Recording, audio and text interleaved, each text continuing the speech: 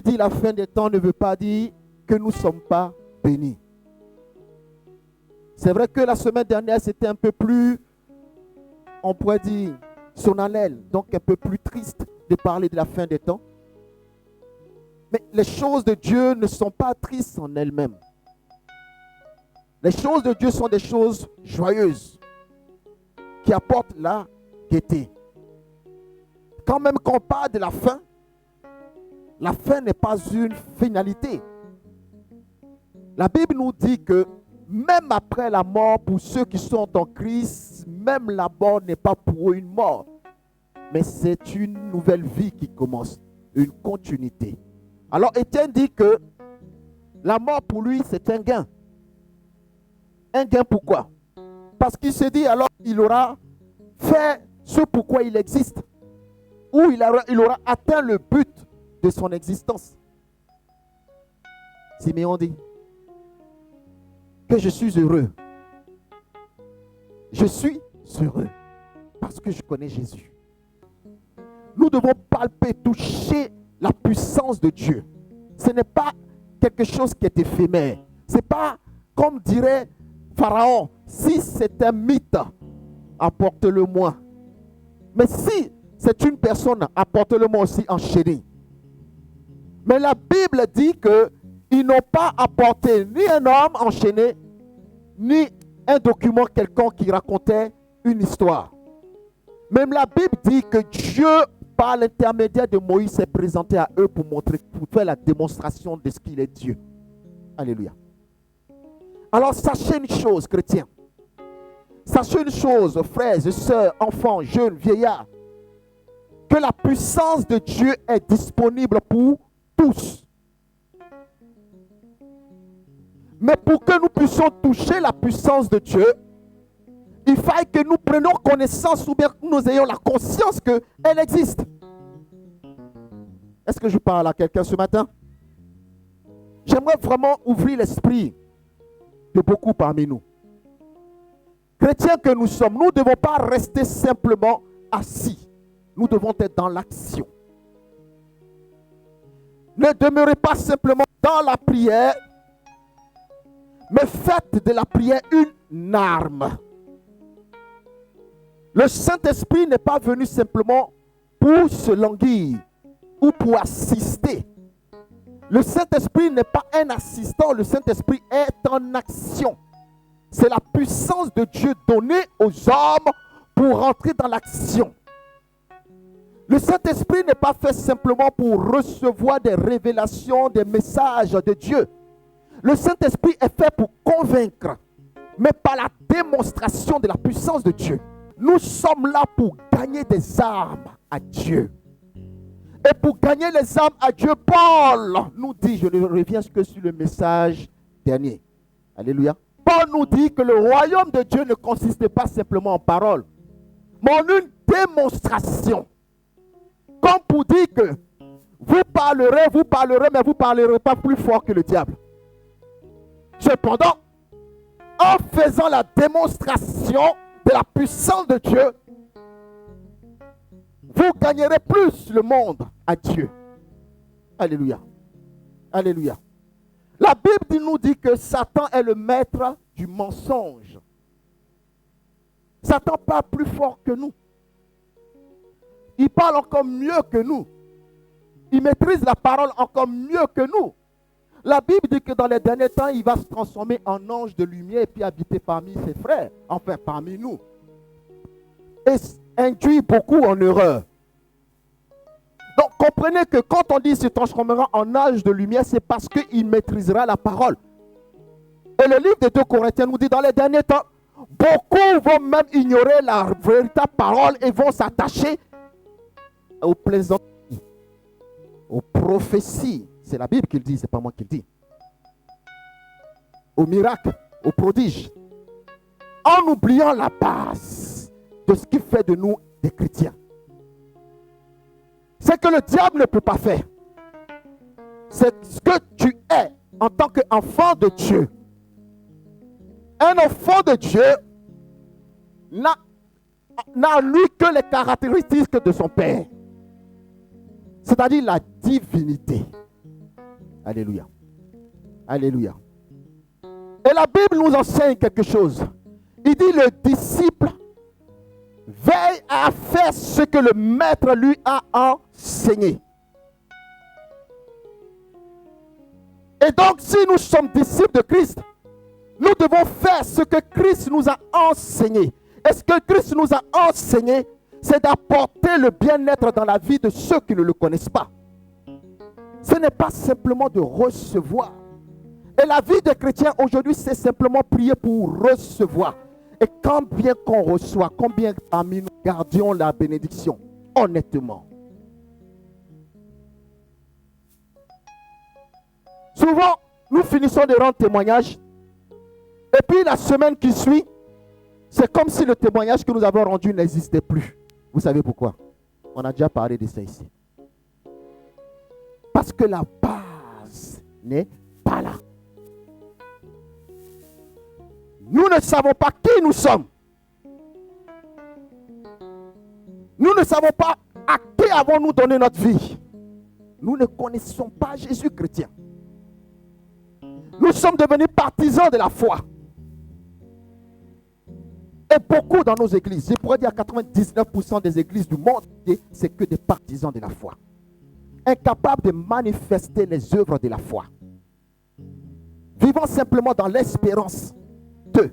La Bible dit que l'espérance était pour les Juifs avant la venue du Christ. Mais depuis que Christ est là, nous devons apprendre à manifester les œuvres. Il dit, vous ferez de plus grandes choses que moi. Alléluia. Il n'a pas dit demain. Il dit si vous avez une foi, même aussi petite ou aussi grande qu'un grain de moutarde, vous direz à cette montagne, déplace-toi, et la montagne se déplacera. Il n'a pas dit vous direz à cette montagne, déplace-toi demain, et elle se déplacera demain. Il dit, vous direz à cette montagne à l'instant T, déplace-toi, et elle se déplacera. Voici ce que Dieu attend des enfants de Dieu. Voici ce que le monde attend. La Bible dit que le monde attend avec un ardent désir la révélation des fils de Dieu. Écoute-moi. Il ne s'agit pas de demain, car demain tu ne le maîtrises pas. Il s'agit d'aujourd'hui. Le message que nous annonçons très souvent, c'est reporter les gens à demain. Il y a des révélations que Dieu donne pour demain. Mais il y a des actions que nous devons mener aujourd'hui pour débloquer demain. Car aujourd'hui prépare demain. Il dit, je suis passé pour être présent dans ton futur. C'est le présent qui prépare le futur. Si nos actions dans le présent ne sont pas posées selon l'Esprit de Dieu, ne nous attendons pas que demain soit à notre convenance. Alléluia. Frère, nous sommes dans les derniers temps. J'aimerais que chacun vous compreniez ces choses. Ce qui vous est enseigné aujourd'hui, ce n'est pas pour dormir avec. Car parmi nous tous ici, nul ne sait quand est-ce que Dieu l'appellera. Et c'est pour ça que de ton vivant, pendant que Dieu te donne la vie, tu dois manifester les œuvres de l'Esprit. Mais écoutez, si parmi vous, nous manifestons les œuvres de l'Esprit, si parmi nous, personne n'est l'utilisé, plutôt Dieu ne se manifeste dans la vie de qui que ce soit, et tu me dis que toi tu espères aller au paradis, qu'est-ce qui te donne la garantie que tu iras au paradis? Dites-moi. Parce que tu crois que Dieu existe? Parce que tu as fait le baptême? Non. Arrêtons ces champs de choses. Il y a une réalité qui va faire que tu deviendras un chrétien encore plus averti, plus aguerri. C'est l'expérience avec le Saint-Esprit. Ce n'est pas autre chose. Ce n'est pas parce que tu pries. C'est parce que tu vis les expériences du Saint-Esprit. Parce que Dieu opère au travers de toi des miracles, des prodiges. C'est ce qui fera que tu t'attacheras au Seigneur. Vous pensez que les disciples ont suivi Christ parce qu'il leur prêchait? Ils ont suivi Christ parce que derrière sa prédication, il y avait les actions qui suivaient. La Bible dit qu'il mettait en exergue la parole. Alors chrétiens, comprenons que On sera toujours corruptible tant qu'on ne voit pas la puissance de Dieu. C'est quand tu vois la puissance de Dieu que ton cœur se transforme. La Bible dit que les Israélites, le peuple élu de Dieu, marchaient avec Dieu. Mais pendant leur marche avec Dieu, pendant que Moïse même opérait des prodiges au milieu d'eux, ou du moins Dieu opérait des prodiges au travers de Moïse, la Bible dit que malgré cela, ils adoraient des dieux étrangers. Comme pour nous avertir que dans nos églises dans lesquelles nous sommes, malgré que nous voyons Dieu se manifester au travers des pasteurs, même quelquefois dans nos vies, mais nous nous attachons aux choses auxquelles nous pensons être les mieux adaptées pour répondre tout de suite à nos questionnements. Alléluia. Souvent, l'argent, souvent, c'est nos réflexions, l'intellect qui prend le dessus, parce qu'on veut tout raisonner. Tout ceci, c'est une forme d'adoration. Mais nous ne nous rendons plus compte de cela. Comme le peuple d'Israël ne se rendait même pas compte de ce qu'ils étaient en train, ils étaient en abomination devant Dieu. Pour eux, ce qu'ils étaient en train de faire, c'était toujours adorer Dieu. Le veau d'or, c'était symbole pour eux de la divinité. Qu'on puisse lui accorder que la divinité du veau d'or était égyptienne, mais pour eux, c'était respecter Dieu. Alléluia. Toujours implorer la grâce de Dieu. Mais ce n'est pas parce que tu te lamentes, que tu cherches des solutions dans ton esprit, que tu es en train de faire la volonté de Dieu. Ce n'est pas parce que tu cherches l'argent que tu es en train de faire la volonté de Dieu. Méfions-nous de ce que le diable nous présente qui pourrait être, sans qu'on se rende compte, une adoration. Alléluia. Mais Moïse, pour qu'il convainque le peuple d'Israël, il a fallu que Dieu, au travers de Moïse, manifeste sa puissance. Le diable ne peut répondre à la puissance de Dieu. Il ne peut pas. Par contre, le diable peut répondre à la parole. Comprenons bien, je parle bien de la parole orale. Parce que la parole est Dieu et restera Dieu. Alléluia. La Bible dit que même dans le désert, Christ dans le désert, le diable discute avec Dieu dans le désert. Il lui fait même des propositions dans le désert. Dieu, Christ. Pourtant, le diable sait qu'il a été envoyé par le Père, qu'il est né par le Père, et que c'est le Père lui-même qui est là, en face de lui. Mais la Bible nous dit que le diable s'est permis de dire à Jésus-Christ de Nazareth, jette-toi. Il est écrit que, penses-tu que dans ton esprit, il n'y a pas ce genre de paroles? Tu sais, ça va. Je suis en colère avec telle personne. Mais t'inquiète pas, la Bible dit que ton ennemi tombera. Et souvent, on prend ces paroles-là et puis on commence, que mon ennemi tombe, que les pièges qui sont tracés. Non, écoute-moi. Il n'y a pas que l'Esprit de Dieu qui peut te dire ce genre de pensées. Mais à la différence de la parole, Dieu ne peut manifester sa puissance qu'en quelqu'un qui est en lui. Tout le monde peut parler, tout le monde peut utiliser la parole de Dieu. Tout le monde peut dire la parole biblique. Tous, même les féticheurs le disent. Mais où est la différence entre toi qui dis que tu es enfant de Dieu et ceux-là qui sont dans le monde qui parlent comme toi? Et cette différence, c'est la puissance. Dieu ne donnera jamais sa puissance à quelqu'un qui n'est pas réellement de lui. Jamais. Alors un temps arrive, chrétien, soyons un peu avertis de la parole de Dieu. La Bible dit, mon peuple meurt par manque de connaissance. Mon peuple est tiraillé par manque de connaissance. Mon peuple est en esclavage par manque de connaissance. Mon peuple n'y arrive pas par manque de connaissance. Mon peuple est pauvre par manque de connaissance. Je vous ai toujours dit ici, dans le monde dans lequel nous sommes, il n'y a que les forts qui dirigent. C'est, je pourrais dire, une institution divine. Le plus fort dirige. Dans le ciel, le plus fort dirige. Les faibles sont toujours en bas de l'échelle. La Bible dit que, princes que nous étions, fortifiés dans le Seigneur, enfants de Dieu, remplis de l'Esprit de Dieu que nous étions. Nous ne savons pas qui nous sommes. Nous n'avons pas accepté notre nouveau statut, nouvelle statut. Et nous marchons toujours comme des esclaves enchaînés. Marchant pas simplement le langage oral. Marchant par une forme de chrétienté, de changement. Mais dans le fond, nos cœurs sont toujours pareils. Demandant à Dieu d'exécuter quelques prières. Ne voyant pas arriver ces prières-là, nous projetons dans l'espace en disant que un jour, la Bible dit que au temps convenable, la prière s'exaucera. Laisse-moi rire. J'ai dit pour moi, c'est un langage de faible. La prière s'exaucera.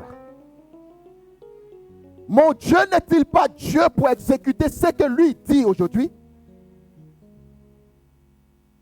Alléluia. Dieu ne peut-il pas intervenir aujourd'hui?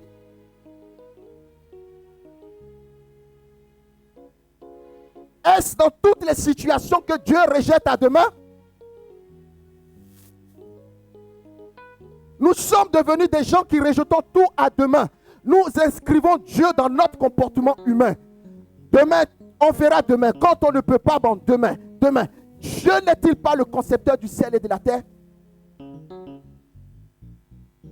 N'est-il pas dit que rien n'est impossible à Dieu? Alors pourquoi aujourd'hui, ce que tu demandes aujourd'hui, il faut toujours que tu attendes? Il y a un problème.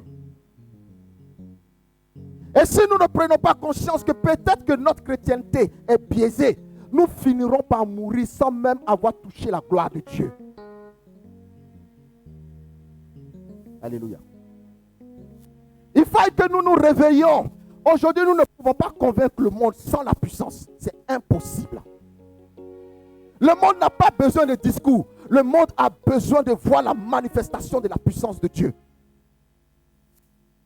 Pilate et tout, je dis quoi, son régime, n'avaient pas peur des paroles.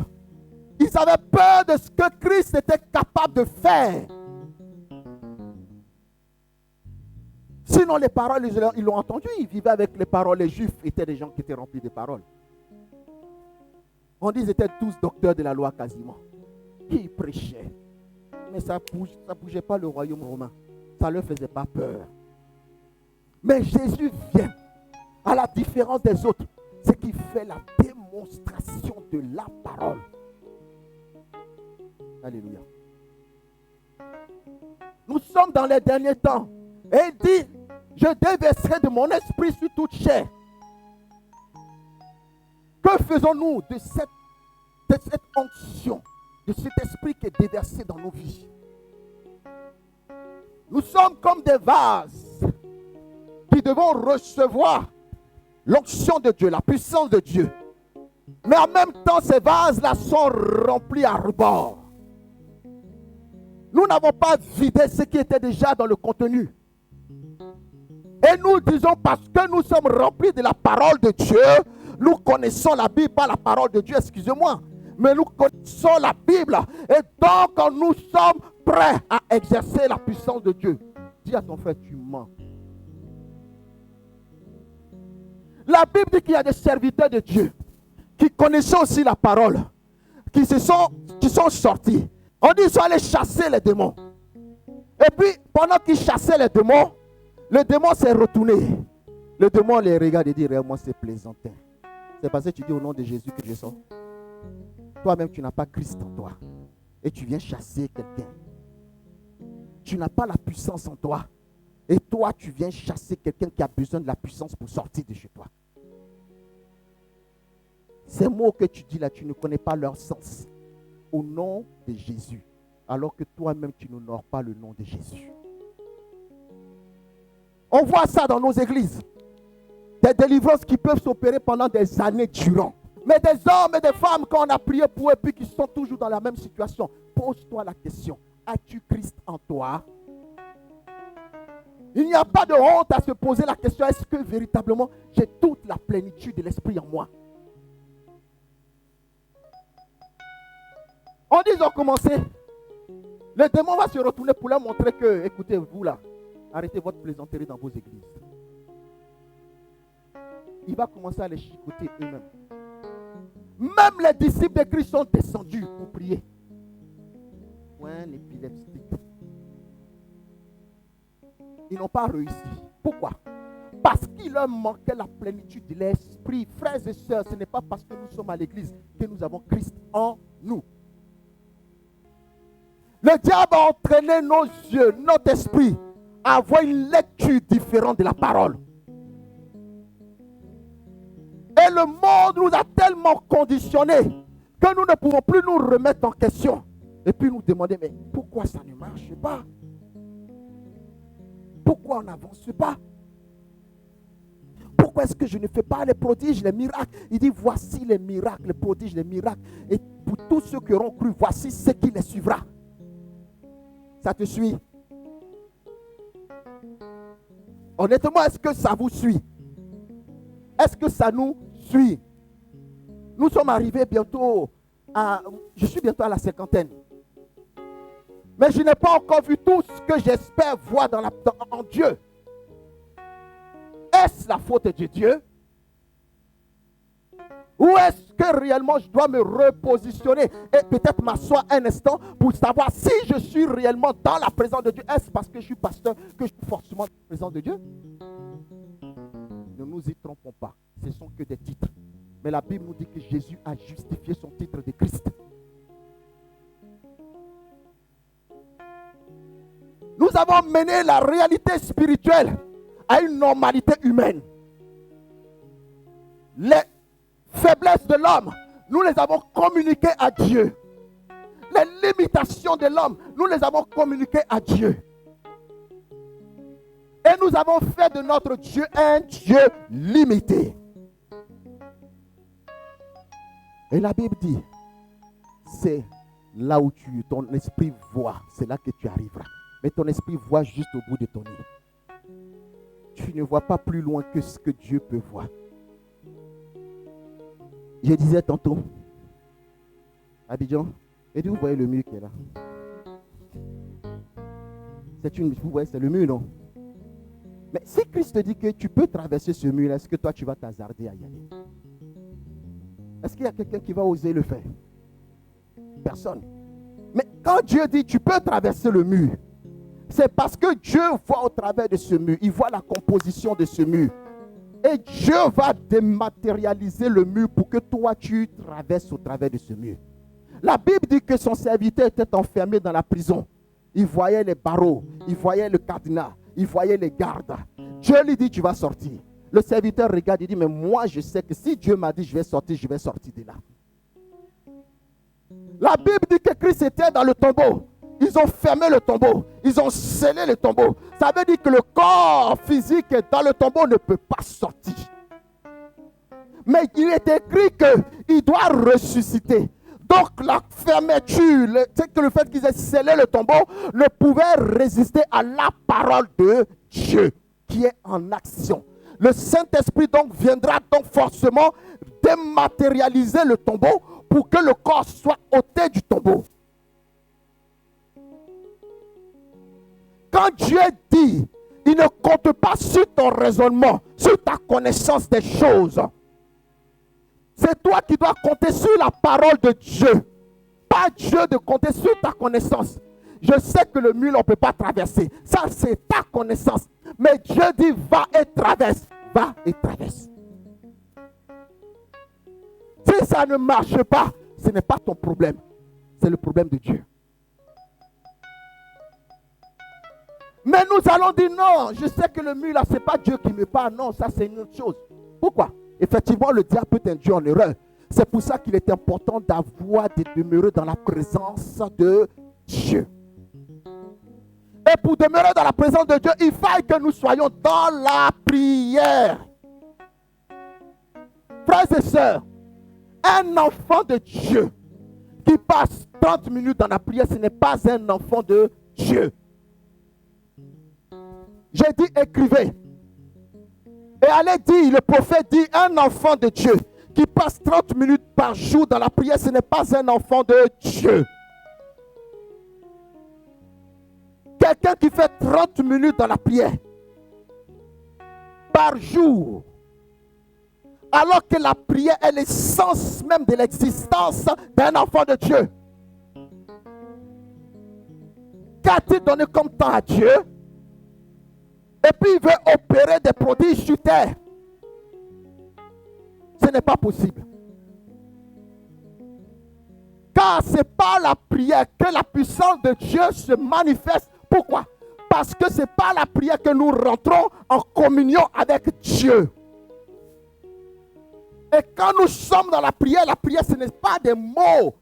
Je l'ai enseigné et je continue à l'enseigner. La prière, ce ne sont pas des mots que nous libérons. La prière, c'est une communion. C'est ce qu'on appelle un dialogue entre deux êtres. Quand tu pries, du moins quand on dit je prie, on doit avoir quelqu'un en face de nous qui nous répond. Sinon, ce n'est plus une prière, c'est un dialogue. Ce n'est plus une prière. La Bible dit, et lorsqu'on nous demandons quelque chose à Dieu, Dieu nous répond forcément.